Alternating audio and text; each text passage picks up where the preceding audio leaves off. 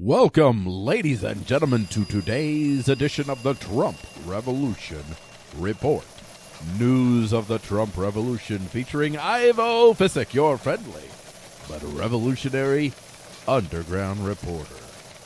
Today's date is February 6th, 2017, day 18 of the Trump Revolution.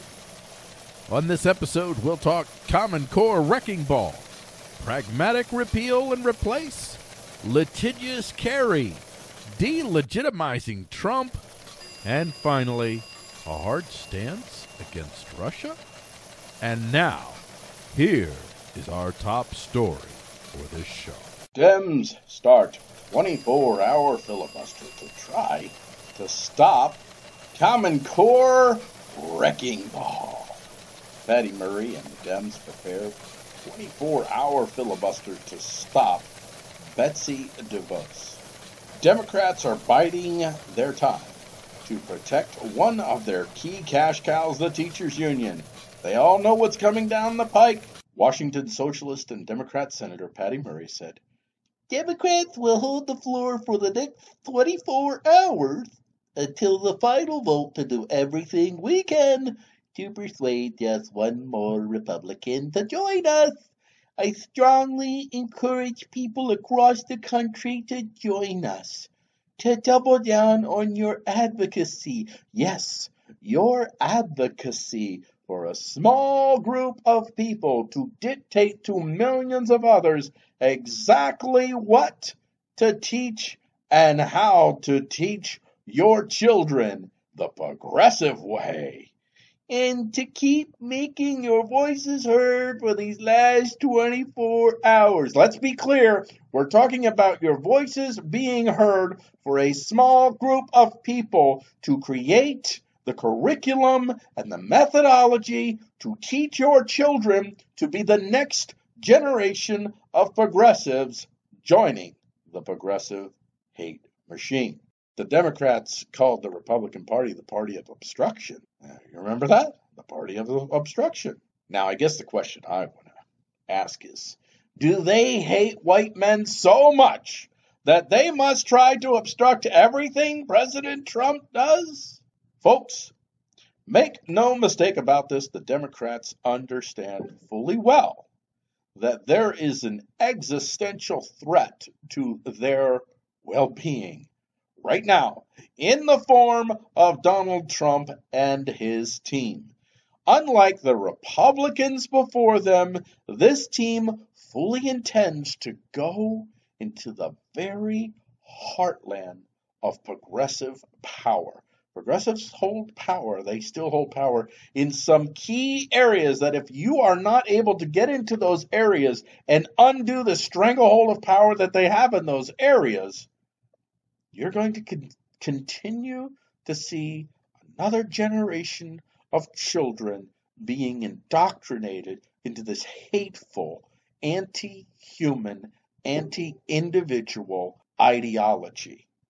So Betty DeVos and others like her, they fully intend on going into the Department of Education where progressive power is almost unchallenged, and destroy them from within. That's the game plan here, folks. That's why Donald Trump picked Betsy DeVos. Wasn't messing around. And that's why the progressives are so desperate to stop Betsy DeVos. And shame on the Republicans. This just goes to show you how progressivism is a disease that crosses both aisles. Shame on the Republicans for doing the work of the progressives and protecting that hateful entity, the Department of Education, that force feeds our schools by threatening to cut off their federal funding. This horrible, this demeaning, this cog-making curriculum called Common Core. I'm not sure if the Democrats will be able to muster that final vote to get that 51 to 49 vote they need. But if they do, I have no doubt that Donald Trump will come back at them with another and another and another Common Core wrecking ball. President Trump outlines timeline for replacing Obamacare. Trump outlines realistic plan for replacing Obamacare. Media goes crazy, calling it a walkback. In an interview with Fox News' Bill O'Reilly on Super Bowl Sunday, February 5th, President Trump gave a timeline for how he sees the replacement of Obamacare developing over the coming months. Bill O'Reilly asked how soon America might expect to see Obamacare repealed and replaced, to which President Trump responded that maybe it'll take some time into next year, but we are certainly going to be in the process. Very complicated. Trump further explained, you have to remember Obamacare doesn't work, so we are putting in a wonderful plan. It statutorily takes a while to get. We're going to be putting in fairly soon. I would like to say by the end of the year, at least the rudiments, but we should have something within the year and the following year. President Trump has said that the details of a plan are awaiting the confirmation of his appointment for Health Secretary Tom Price, which is being held up by Democrat obstructionists. And now let's watch that video clip, and we'll come back with a little commentary.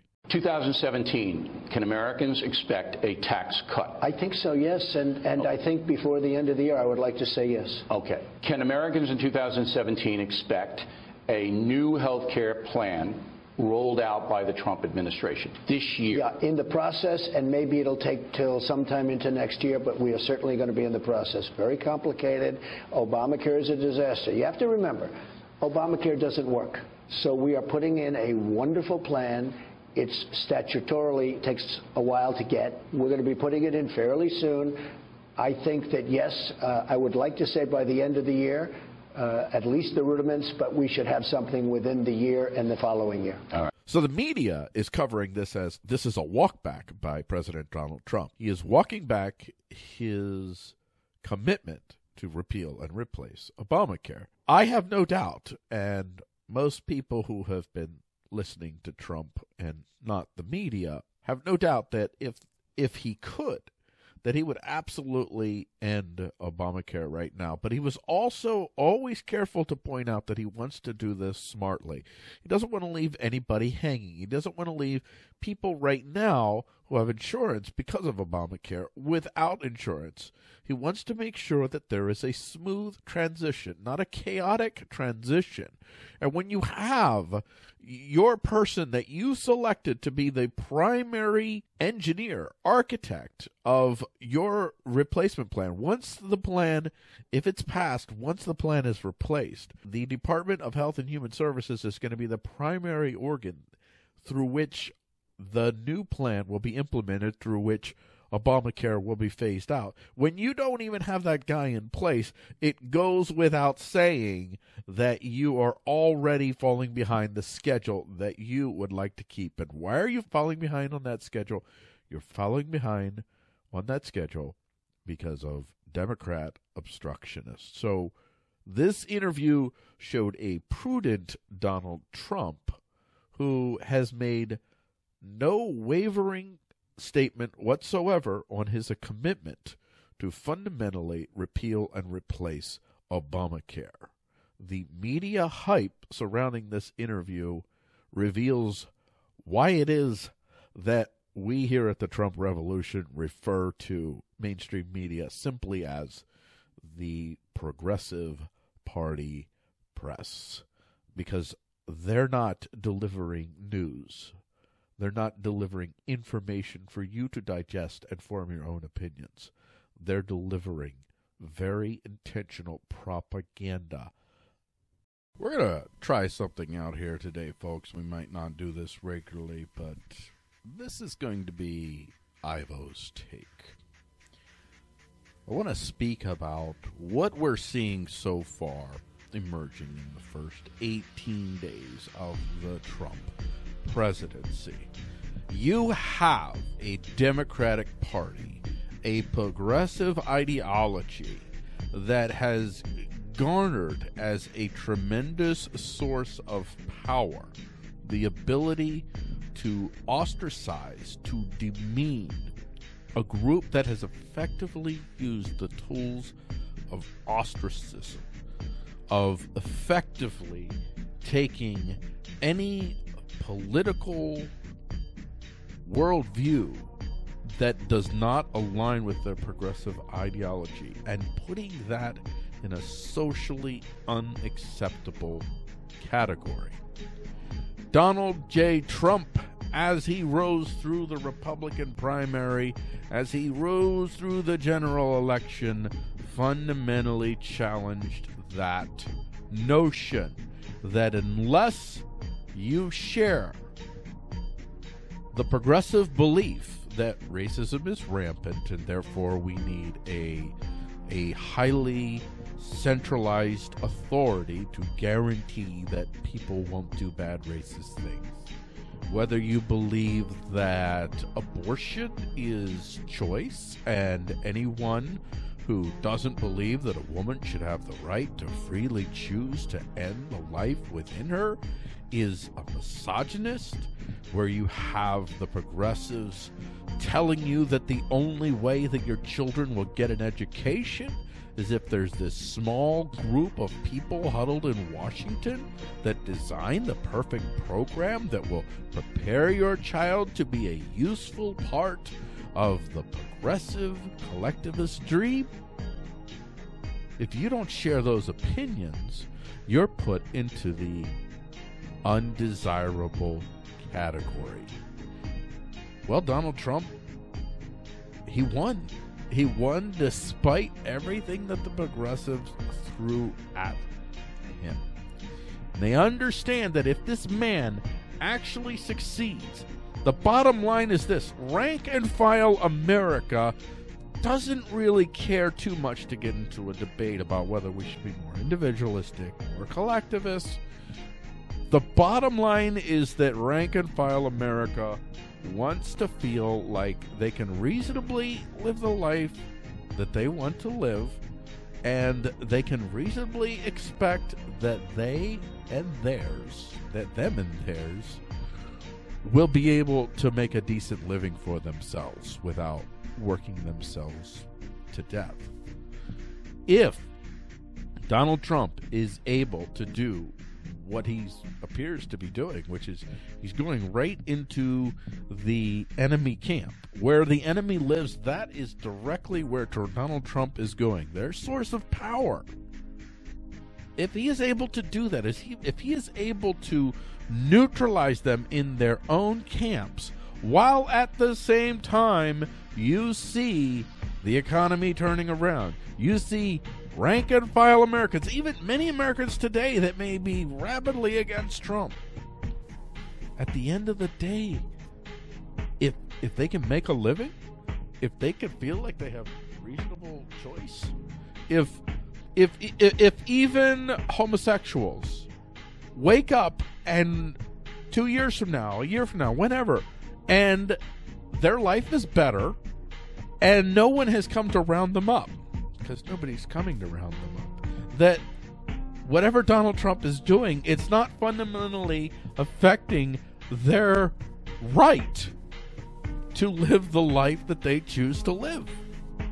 If I'm going to say, if non-ideological people who at the end of the day just want to be left alone and be able to provide for themselves, whether they're homosexuals, whether they're black, whether they're white, whether they're atheist, whether they're Christians, whether they're Muslims, I am telling you, this man is going to have a lot more support. And the whole progressive lie will come down like a house of cards. And that lie is this: that human beings are fundamentally evil. That human beings, and I would say, according to progressives, especially white people, that they have this inherent desire to exploit other people around them. And therefore, there's this tremendous amount of injustice. The people who have only have because they exploited and raped someone else. And the people who have not are victims, and they need a small group of big thinking eggheads to come up with the designs, the plans, the Leviathan that will reach out from their small group across millions and millions of households and make sure that you're behaving correctly.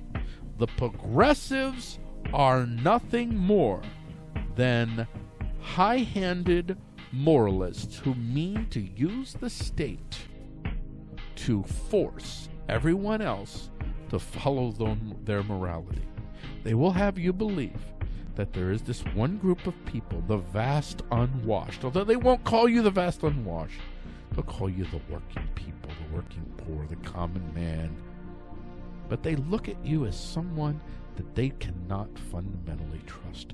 The only people they can trust is a small number of very powerful, very smart individuals who can design the life that you need to live for the good of everyone else.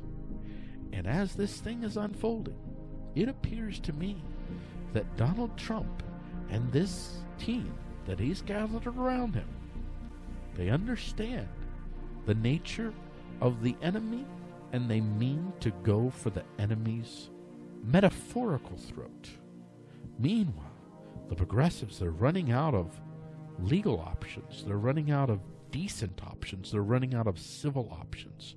And so they're going to contemplate going literally for your physical throat. That's coming, folks. And I'll speak more about this in future shows. Now, back to our regular scheduled program. Kerry petitions court to stop Trump's travel ban. John Kerry and other failed former Prague officials submit the Albright Declaration to the courts. Former Secretary of State John Kerry and a host of other progressive sycophants who were also former officials in progressive regimes, including another failed Secretary of State that gave her name to the document, Madeleine Albright, all got together to create a document in opposition to President Trump's travel ban. When President Obama made a similar type pause in immigration in 2011, the Albrightians were nowhere to be found. Here is a key piece of that document called, again, the Albright Declaration. Point 3. We all agree that the United States faces real threats from terrorist networks and must take all prudent and effective steps to combat them, including the appropriate vetting of travelers to the United States. We are all nonetheless unaware of any specific threat that would justify the travel ban established by the executive order issued January 27th. We view the order as one that ultimately undermines the national security of the United States. We do not have access to the intelligence reports, but we know this. Rather than making us safer, so in our professional opinion, this order cannot be justified on national security or foreign policy grounds. So what you're telling the court is that the court must now determine whether there are national security or foreign policy issues at stake here. So the court is now going to do the job that's been assigned by Congress to the president. It's the president's job to determine that, not the courts. But never mind that. It does not perform its declared task of protecting the nations from foreign terrorists entering into the country. Part 4, there is no national security purpose for a total ban on entry for aliens from the 7 named countries.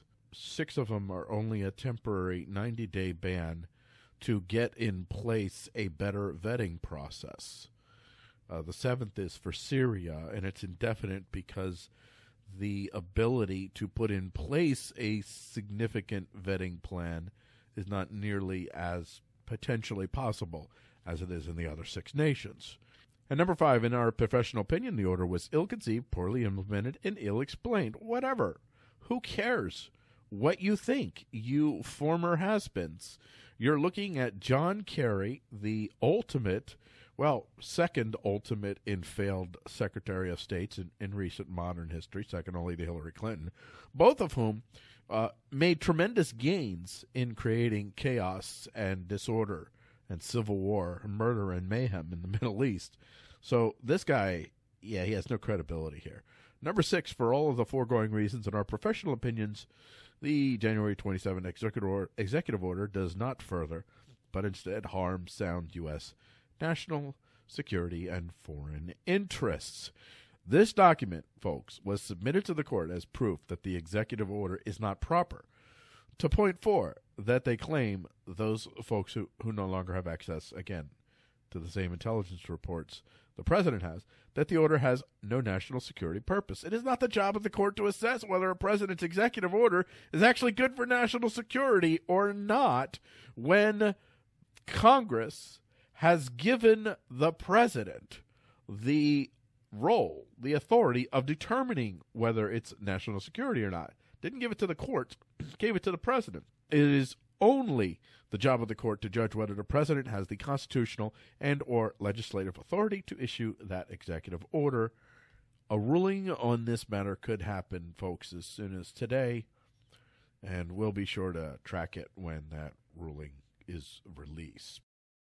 Trump not real president, Clinton operative says. That's just lovely. Robert Reich tells Dems not to legitimize Trump by voting on his SCOTUS nominee. Robert Reich, the alleged economist and former Secretary of Labor under Bill Clinton, is calling on Democrats to not even consider a vote for Donald Trump's Supreme Court nominee, Neil Gorsuch, until his own presidency is legitimized. Robert Reich is doing his part to fan the flames of violence that we are starting to see from the well-funded goon armies of Soros on our streets. Reich stated in his article in Salon, "Don't get caught up in the predictable brawl over Donald Trump's Supreme Court pick, Neil Gorsuch's credentials or his ideology. That normalizes the Trump presidency. No, a freaking election normalizes his presidency, you freaking progressive troll. Instead, there should be no vote on Gorsuch's nomination until Trump's legitimacy as a president is established." He's calling into question the very legitimacy of the Trump presidency. This isn't intended at all to destabilize. You don't think the progressives are vying for a civil war? When you hear this kind of language, they absolutely are. Well, he continues, which means the Senate Intelligence Committee and the FBI must first conclude that Russian operatives were not responsible for Trump's electoral victory. Already done! Read the CIA report, and it said pretty conclusively, didn't really affect the outcome of the election at all. Oh, that's already done, Robert. And Trump must reveal his taxes. Oh, he must reveal. How does that legitimize his presidency, revealing his taxes? And he has to put his assets in a blind trust. Dude, you have no power. You have no power in the House, no power in the Senate, no power in the executive, soon to have no power in the judiciary, and God willing, you'll have no power anywhere in this country, in any institution, in any place. However, I sincerely hope that Democrats actually take his advice and go down this suicidal path this man is heading them down. Nothing would please me more than to see the cancer that is progressivism burn itself up in flames. Flynn to recommend Trump take hard move against Russia.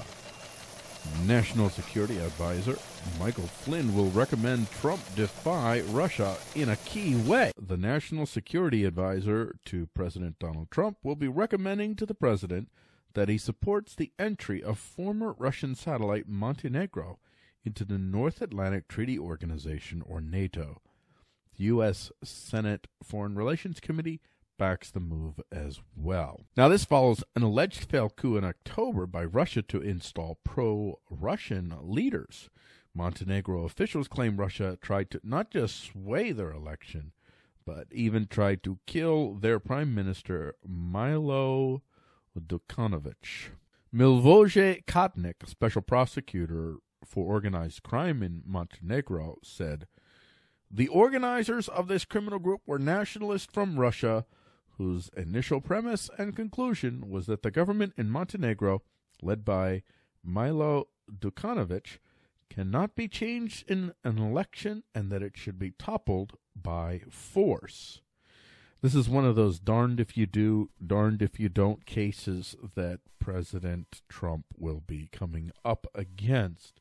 If President Trump actually takes the advice of Michael Flynn, I am absolutely positive that the Democrats, the progressives, the Progressive Party press will say, well, this is all for show. He's just doing this to show that Russia really didn't help him. But we all know that Trump's in Putin's back pocket. Don't pay attention to this at all. And if President Trump dares to say to Michael Flynn, I don't necessarily think that's a good idea, then what will happen?